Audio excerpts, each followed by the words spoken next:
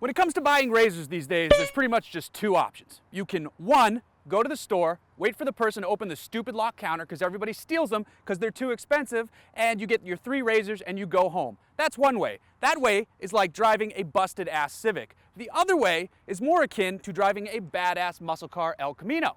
That way is by going to dollarshaveclub.com/Hooniverse, signing up, getting high quality razor handles and razor blades delivered to your door for just a few bucks a month. It's fast, it's cheap, it's easy, it's better. You can either have that Civic or you can have this.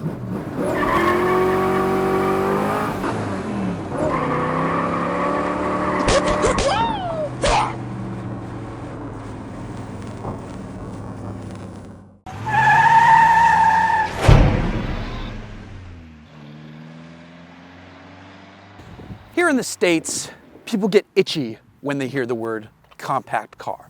We have visions of the 80s and 90s where American compact cars just weren't very good. They had horrible interior space, they weren't comfortable, they were just cheap city cars to get people from point A to point B. Things have changed though. We're finally catching up to the mindset of our European and Asian friends that these little cars can be good cars. Little doesn't have to mean cheap anymore. This is the 2015 Honda Fit, and it's a perfect example of what can be had in this segment for an affordable price. Under the hood of the 2015 Honda Fit sits a 1.5 liter inline 4-cylinder engine. It's part of the Earth Dreams family of engines for Honda, which it's a hokey name, we'll be honest. It's what, Earth Dreams? Okay. Does the Earth weep if you drive a V8? Whatever. It's fine. It's a good engine though. It makes 130 horsepower and 114 pound-feet of torque, and it can be paired with a 6-speed manual gearbox or a CVT. This is also a unit that has dual overhead cams, and it has VTEC because it's a Honda and it needs VTEC, yo. So this particular Fit is an EXL. That means you can only get it with the CVT. If you drop down to the LX or the base model, you get the 6-speed manual. This particular car, paired with the CVT, feels fine. It's a CVT. It's gonna be like a little car CVT experience, occasional buzziness when you're flooring it, but it's a smart CVT. You can pop it into sport mode, there's paddle shifters, so you can extract a little bit more out of this engine. You can pass on the highway, and it cruises fine at 80, which I've been doing anytime I get on the highway. Sliding into the driver's seat of the 2015 Honda Fit, I can immediately see how far compact hatchbacks have come. But it doesn't just take the Honda Fit to let me know that. It's a change that's been happening over the course of the last few years. Even American automakers who might notoriously be known for producing crappy compact cars in the United States, even they're making good ones. The Fiesta is awesome. The Chevy Sonic is great. Even the Spark is a good car. The Honda Fit, you know it's going to be a good car because it's a Honda. At its core, it's going to have a great engine, and with the 6-speed manual, it's going to be a great gearbox. This is a CVT. It's not an enthusiast special, but this car's not an enthusiast special. That said, it drives surprisingly well. It's got a comfortable ride. These seats are fantastic. They're super, super well cushioned. So you're not going to get tired. You're not sitting on a lawn chair like you would in an old Aveo or a Toyota Echo, or it's just something miserable.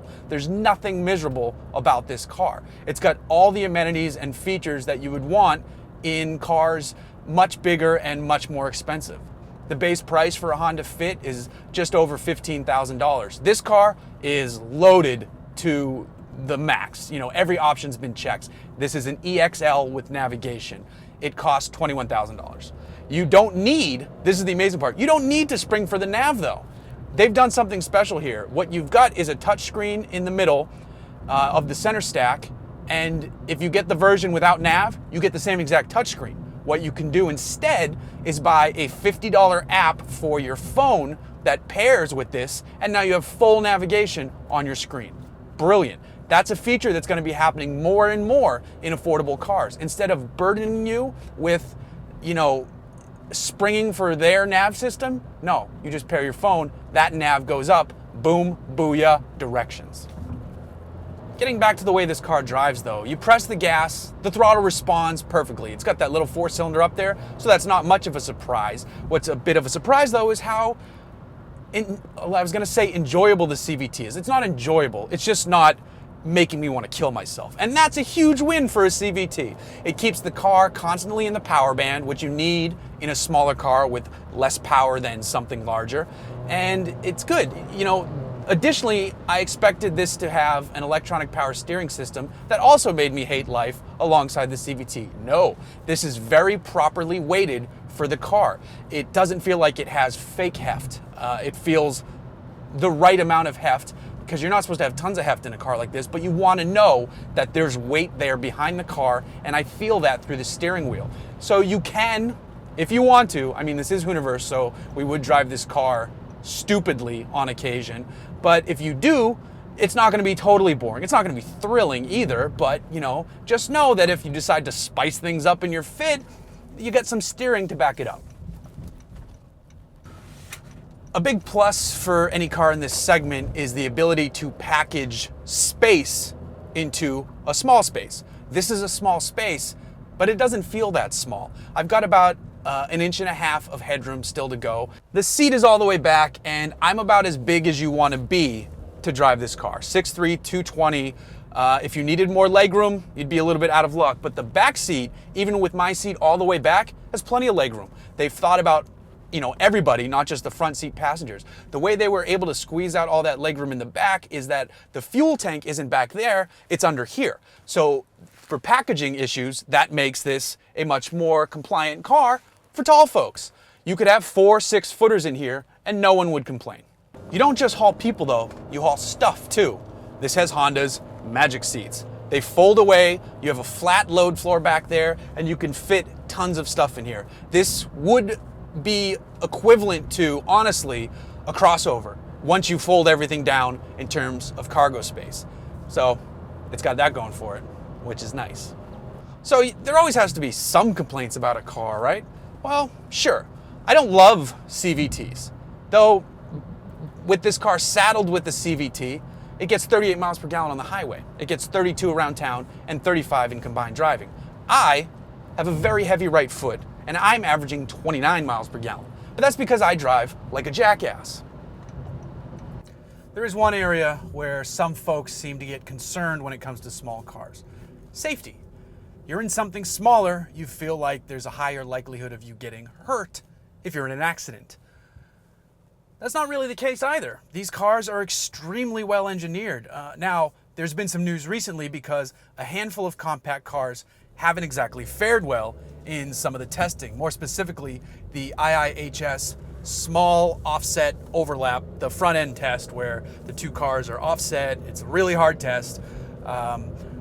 There's been only one compact car that's done the best, and that is the Chevrolet Sonic. Now, Honda can add this car to that list. The Honda Fit just got an IIHS top safety pick, and it did it in a pretty interesting way. They sent some early pre-production vehicles to the IIHS for some preliminary testing. They did good in other areas, but in that offset, they did marginal, and you cannot win a top safety pick with a marginal rating. So what they did, their engineers rejiggered the front end, changed it up a little bit, sent the car back in, boom, good rating. Now, if you bought one of the early production Fits, you had the older front end.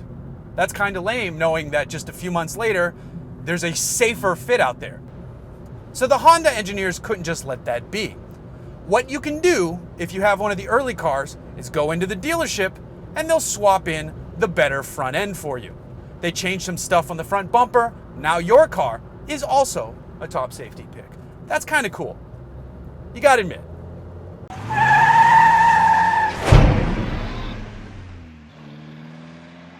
So the PR person who handed me the car told me that I'll have fun, but I won't be able to spin the tires. Apparently, he doesn't know that I am an aforementioned jackass, because you can do this. Tire spin. It counts. It's tire spin. We'll give it another go though. See if we can get some good tire spin. All right. I heard it chirp. Probably didn't pick it up on camera, but it definitely chirped. I mean, it's a second. It's for a second of tire spin, but it's still tire spin. It's 130 horsepower. Come on, I'm trying here.